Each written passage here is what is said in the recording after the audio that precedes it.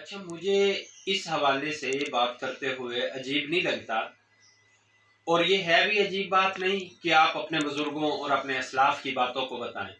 کہ ان کو مطالعے کا کتنا شوق تھا، وہ کتنا زیادہ پڑھا کرتے تھے، اور کس قدر زیادہ ان کا مطالعہ وسیع تھا، ان کا فہم اللہ رب العزت نے کتنا کھول رکھا تھا۔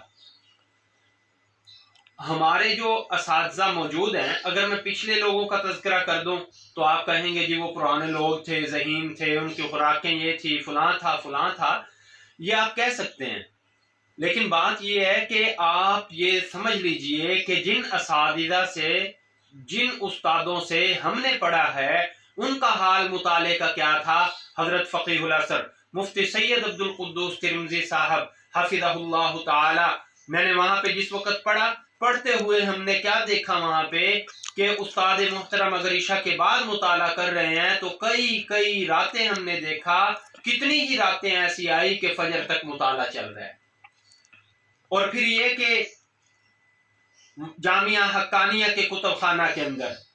ہزاروں جدید اور قدیم کتابیں موجود ہیں، وہاں آپ جس کتاب کو اٹھا کے دیکھیں گے، جس کتاب کو پڑھیں گے، نئی ہو یا پرانی، بہت سی ایسی کتابیں آپ کو نظر آ جائیں گی جن کے اندر استاد محترم نے 40 سال پہلے کسی پہ حاشیہ لکھا، کسی پہ جو ہے وہ 35 سال پہلے، کسی پہ 30 سال پہلے حاشیہ لکھا، تاریخ بھی ساتھ لکھ دی۔ تو بہت سی کتابیں ایسی نظر آئیں گی آپ کو کہ جس کے اوپر استاد محترم نے حاشیہ لکھا ہوا ہے، اور ہزاروں کتابیں جو ہیں وہ ان کے مطالعے سے گزری ہیں۔ اور یہ اتنا بڑا فقیہ، اتنا اللہ رب العزت نے جو ان کو علم عطا کیا، اس کے اندر بڑا جو معاملہ ہے، ایک تو یہ کہ استاد محترم کے والد صاحب حضرت فقیہ العصر مفتی سید عبد الشکور ترمذی رحمہ اللہ تعالی کا ساتھ یہ اپنی جگہ پہ، لیکن جو خود انہوں نے مطالعہ کیا اس کا بھی بڑا اس کے اندر دخل ہے۔ اور پھر یہ بات بھی ذہن میں رکھ لیجئے کہ ہم نے، یہ تو کہا جاتا ہے نا کہ یہ صدی اب کتابوں کی نہیں رہی، کتابوں کی افادیت جو ہے یہ قیامت تک ختم نہیں ہو سکتی، جو مرضی ہو جائے۔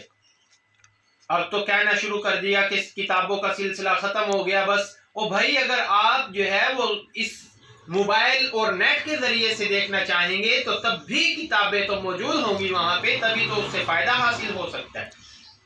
تو خیر، میں یہ بتا رہا تھا کہ جس وقت ہم وہاں پہ پڑھ رہے تھے جامعہ حقانیہ میں، تو استاد محترم سے کبھی کوئی سوال کیا جاتا، شروع میں درجہ سادسہ کے اندر اگر سوال کرتے، بہت کم ایسے سوال ہوتے تھے جو استاد محترم کے سامنے پوچھ لیا کرتے تھے۔ اکثر ایسا ہوتا تھا کہ میں تو لکھ کے دے دیا کرتا تھا، تو استاد محترم آگے سے جواب یہ دیتے تھے، بھائی اس کے اوپر فلاں کتاب دیکھ لو، فلاں جلد دیکھ لو، یہ مسئلہ وہاں پہ مل جائے گا۔ اب ہم ایسے ہی کرتے، 2 4 5 کتابیں دیکھتے، اور جب اگلے دن یا جب استاد محترم کے سامنے آتے، پوچھتے ہاں بھائی کتابیں دیکھ لی ہیں؟ جی استاد جی دیکھ لی ہیں۔ کیا نتیجہ نکالا وہ مجھے بتاؤ، جلدی سے بیان کرو، خلاصہ کیا ہے اس کا۔ تو جب جو سمجھ آتا ہمیں، وہ خلاصہ استاد جی کے سامنے بیان کر دیتے۔ اگر وہ ہم نے سمجھنے میں غلطی کی ہوتی تو وہ بھی بتا دیتے، اس کے ساتھ یہ بھی بتا دیتے کہ فلاں جو ہے فلاں کتاب وہ بھی دیکھ لو، یہی مسئلہ جو ہے وہاں پہ دوسرے انداز سے لکھا ہوا ہے، وہ بھی مطالعہ کر لو۔ مجھے یاد پڑتا ہے کہ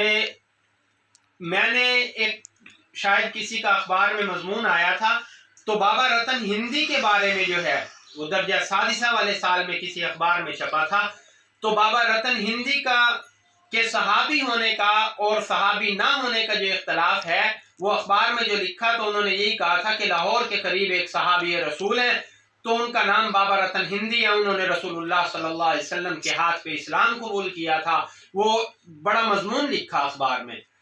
تو یہ استاد محترم سے پوچھا تو استاد محترم نے فلاں کتاب کے حوالے دے دیے کہ اس کو فلاں جگہ دیکھو، فلاں جگہ دیکھو۔ دیکھ لیا ہم نے، بات سمجھ میں آ گئی، اس کے بعد کہہ دیا کہ ابن حجر نے جو اس کے بارے میں کہا وہ بھی دیکھ لو، علامہ ذہبی نے جو کہا وہ بھی دیکھ لو، فلاں کتاب پھر جا کے دیکھو۔ اور پھر جب سامنے آ گئی بات ساری تو کہہ دیا کہ اب مسئلہ سمجھ میں آ گیا، تو مسئلہ تو وہ بتا